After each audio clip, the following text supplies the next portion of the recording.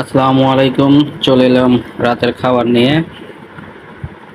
আজকে সাদা ভাত, সজিনা পাতার ভাজি।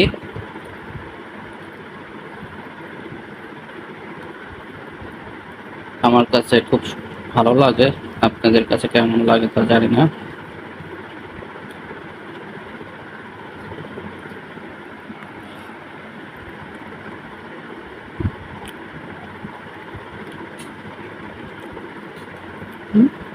দাও।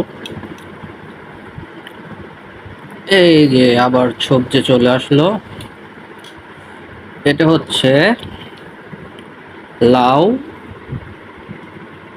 মাশকালাই দিয়ে ঘন্ট। এটাও একটা অসাধারণ একটা খাবার, আপনারা ট্রাই করতে পারেন।